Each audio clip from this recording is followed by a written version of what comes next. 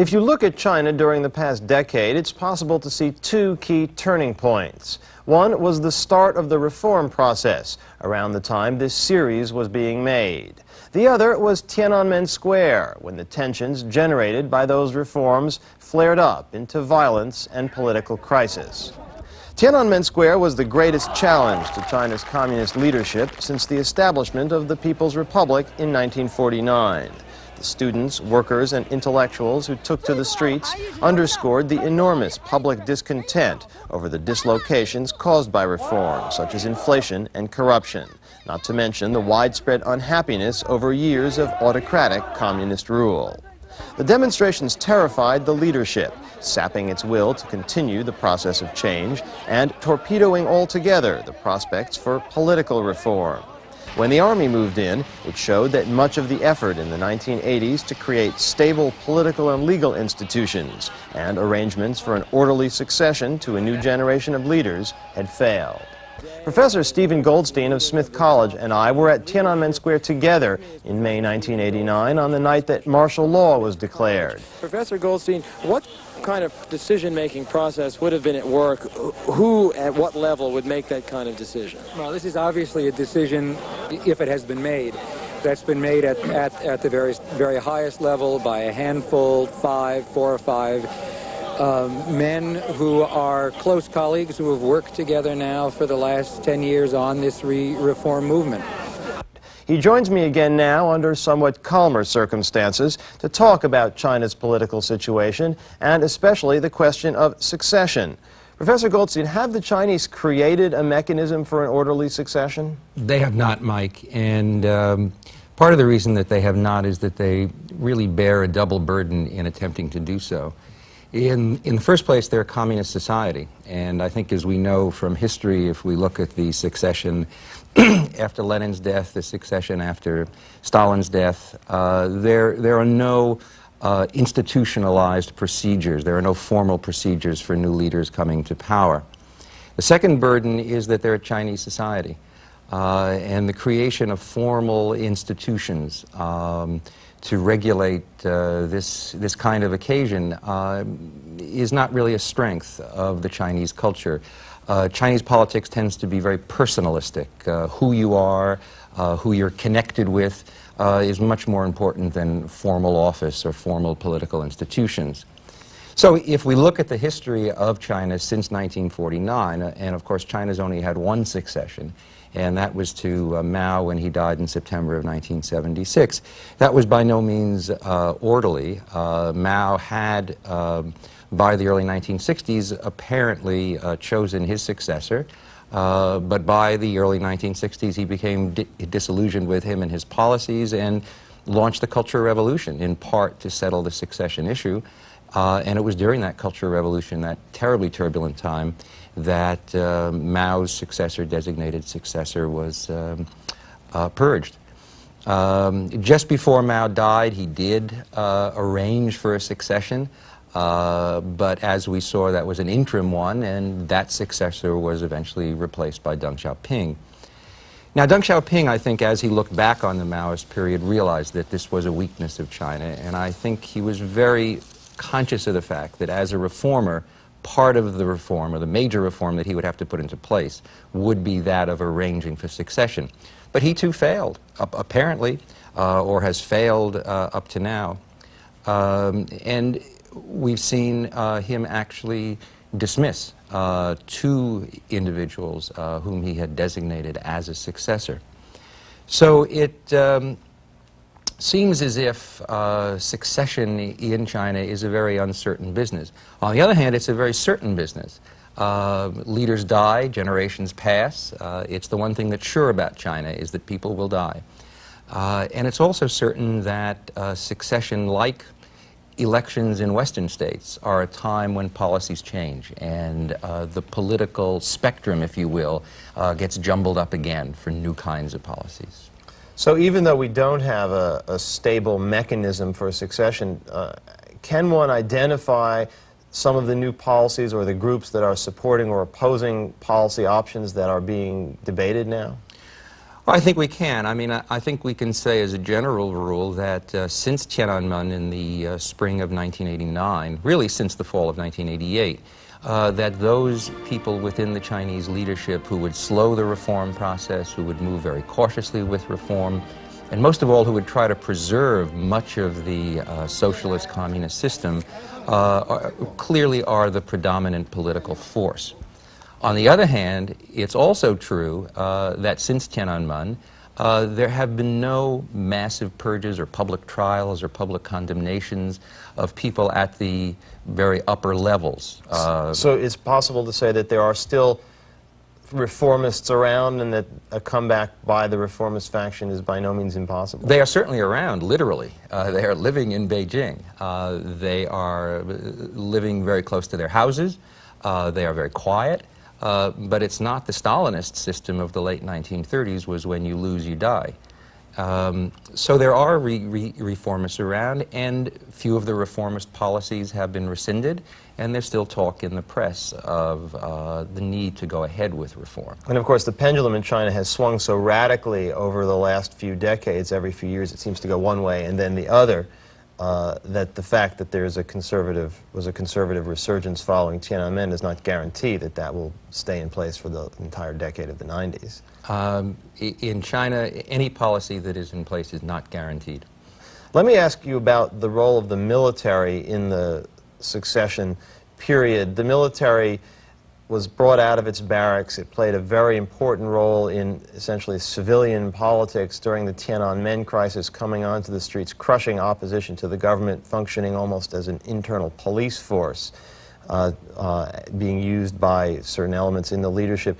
How do you see the military faring? The Chinese government, it's probably worth adding, was very, very frightened by what it saw happening in Romania when Nicolae Ceausescu was overthrown by his own armed forces.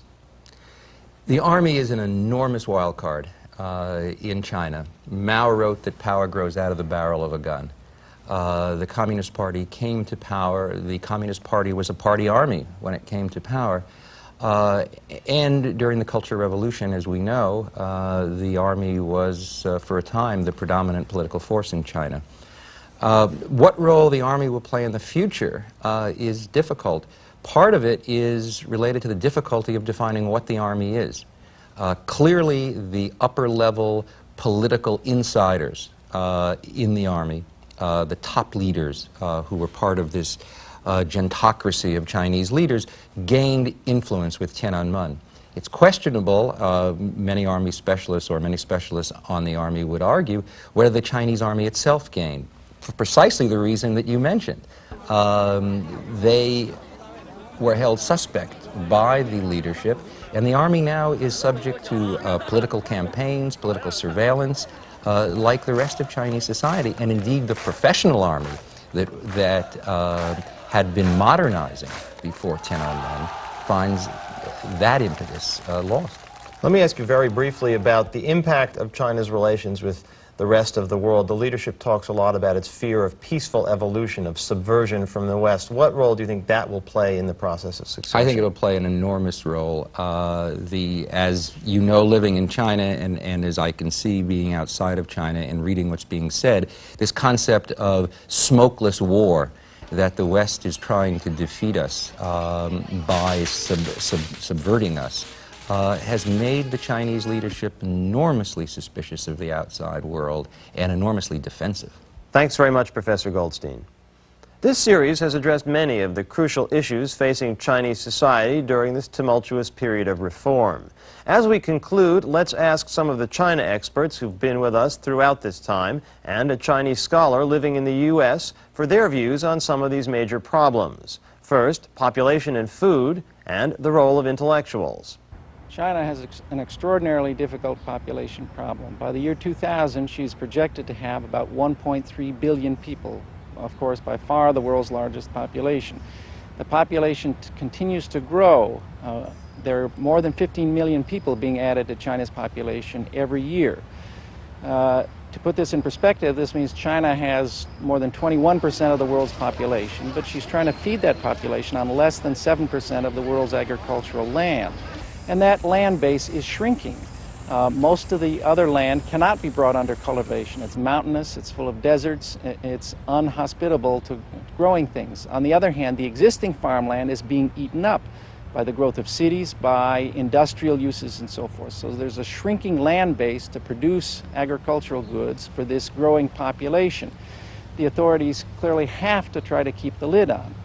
On the other hand, as they do that, they run right up against the problems of Chinese families and their desire to meet their own population goals. In the countryside in particular, there's a lot of resistance to the one-child policy introduced after 1979. Families do not want to have only one child. In the Chinese countryside, there is no social security system as such. The family is the production unit. If you have more family members working for you, you'll be more prosperous. If you have only one child, that child might die, or if it's a daughter, she might marry out. So the Chinese peasants in particular want to have more children. If the Chinese government does not keep the lid on, there's the chance of a new baby boom. On the other hand, if they try to crack down too hard, the Chinese peasants may rebel against the local enforcers of this policy. On this point, the population problem, the Chinese leadership is clearly between a rock and a hard place. 中国知识分子现在普遍的思想状况是完全丧失信心。 Chinese intellectuals today have lost confidence in themselves and in the future of China. For example, I have friends and relatives in the intellectual community. All are college graduates who hold various kinds of jobs. They are very down, very depressed, with little hope about the future. They feel that no matter what they do or how hard they work, it will make no difference for themselves or their country. They know that they can expect to do the same kind of work their whole lives. There is no freedom of choice. At the present time, many young intellectuals and students are studying and researching in the United States and Europe. These students have a big influence on the intellectuals at home. Those at home do not think about their work, but only about how to get out of China to study abroad. They compare the situation in China with the situation in the U.S., and they know the difference is great. Many things you cannot do in China can be accomplished in the U.S. In the U.S., there is intellectual freedom, political freedom, freedom in everyday life. All those kinds of freedoms that do not exist in China.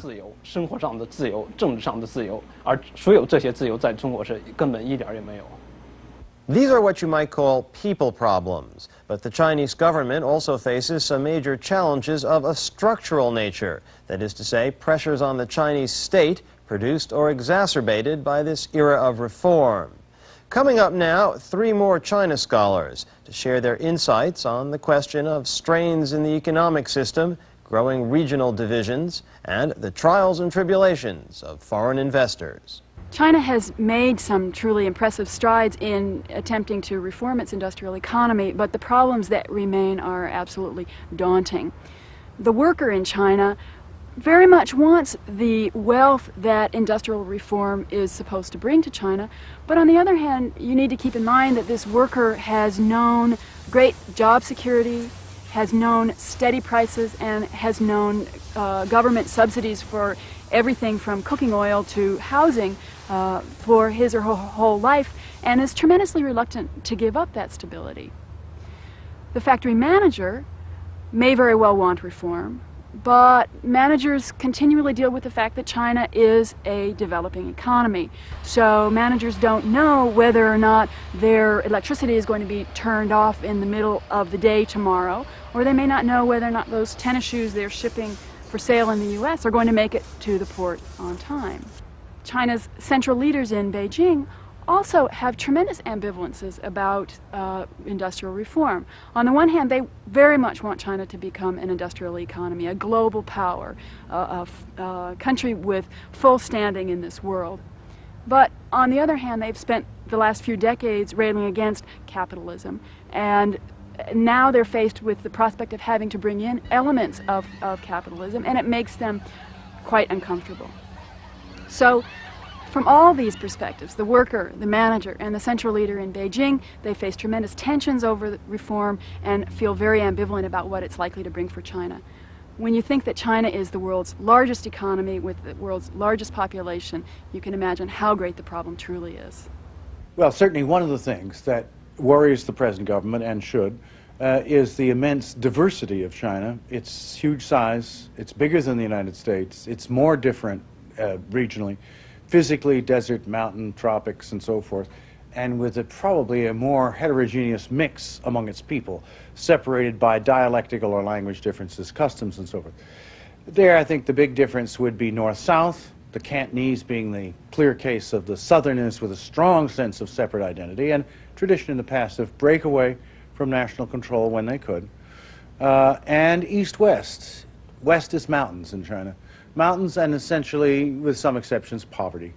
East is the big developed place, the lowlands, the industrial areas, the big cities, and that's a split too. The best example, I suppose, of separate regional identity is Tibet, which has been incorporated only relatively recently in the Chinese state under rather brutal circumstances, and a place where the Chinese government is trying to keep its control against Tibetan objections.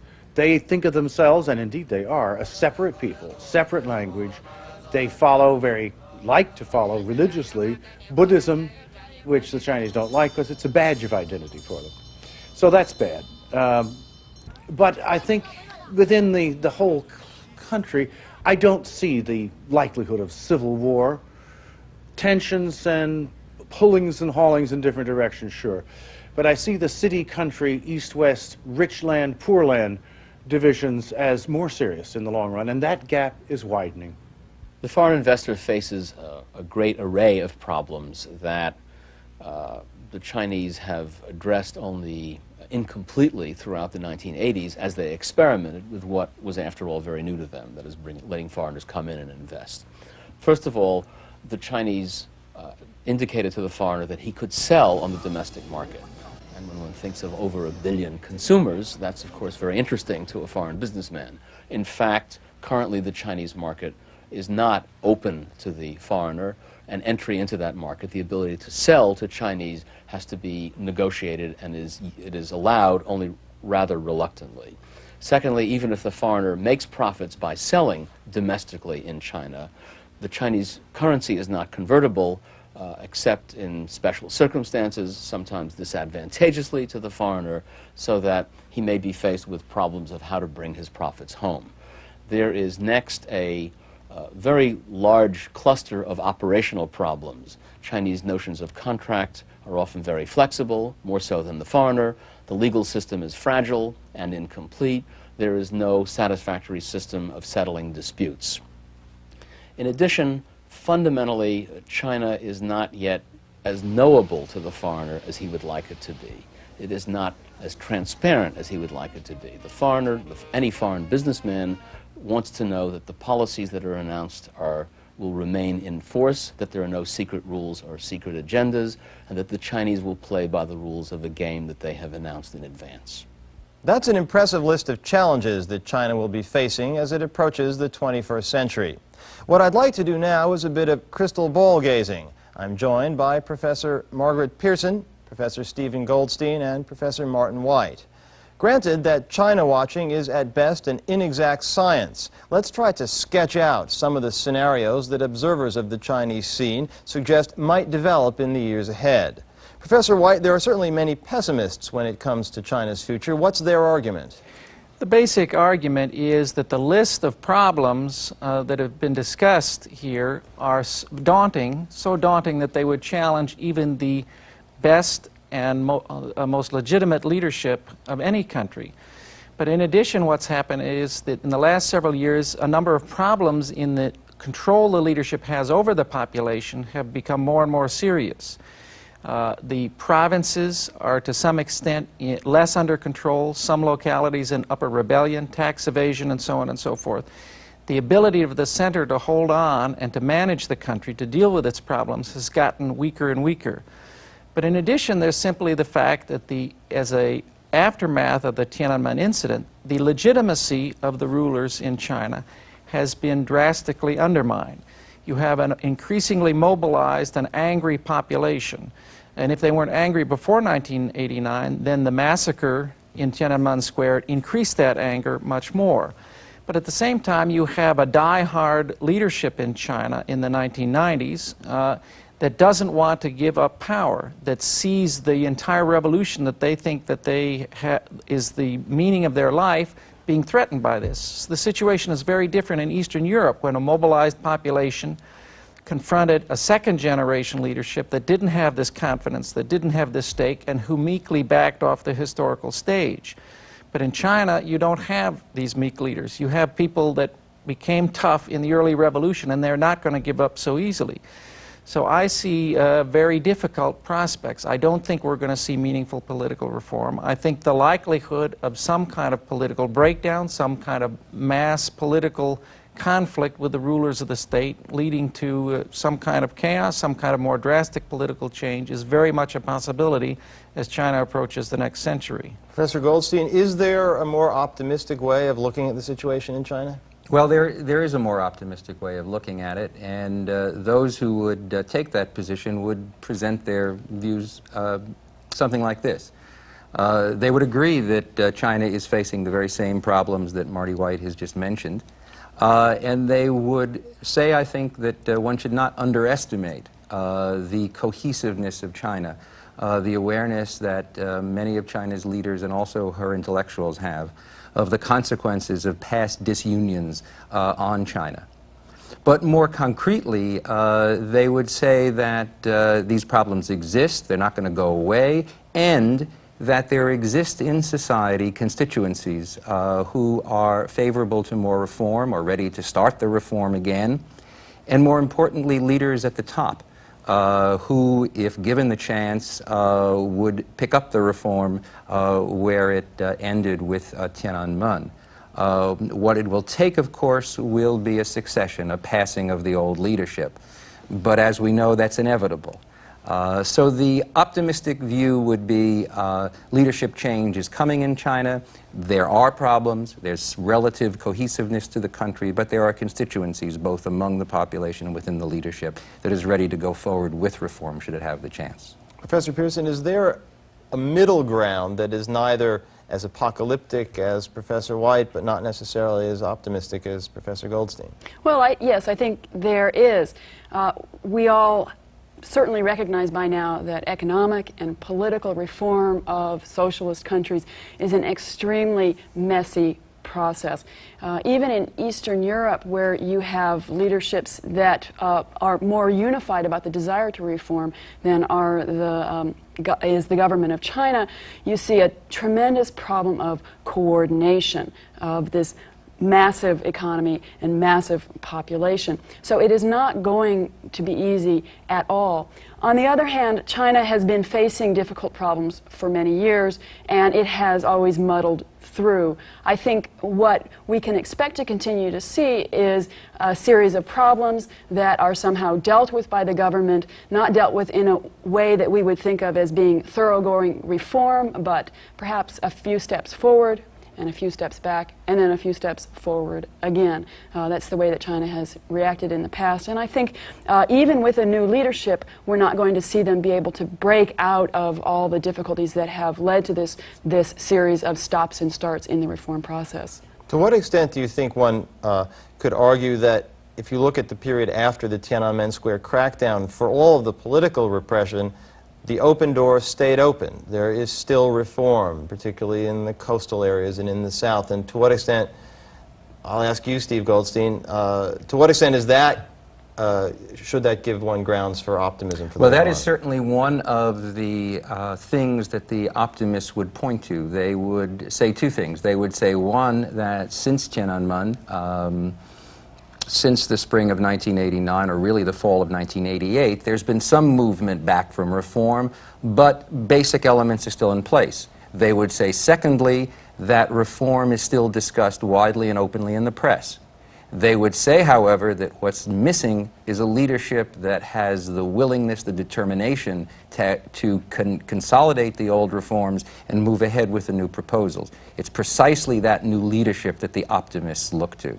Let me ask one thing here. I was in Tiananmen Square. I saw tanks coming down the streets. I saw people die. I saw a leadership go after its own best and brightest young people. I saw soldiers apparently squaring off against other Chinese soldiers. Because that happened, what confidence can we have that if you have an unstable leadership situation and a changing of the guard, you won't have chaos, even a civil war in China? Let me ask you, Professor. I don't think we can have much confidence at all. I think this is a situation of a Humpty Dumpty that's been profoundly smashed and can never be put back again. I don't see how, unless there was a leadership that came to power that totally was willing to change the system, you could restore the kind of faith in the government, the kind of willingness to follow its policies that existed before Tiananmen. So I'm quite pessimistic. Okay, thank you very much. That brings us to the end of this series. It has been, as the Chinese might say, a long march, a journey through a society in transition, a dragon now awakening whose future will affect the future of all of us. If The Heart of the Dragon has helped you to understand this vast and complex country a little bit better, then the series has done its job. And so, from all of us, thank you and goodbye.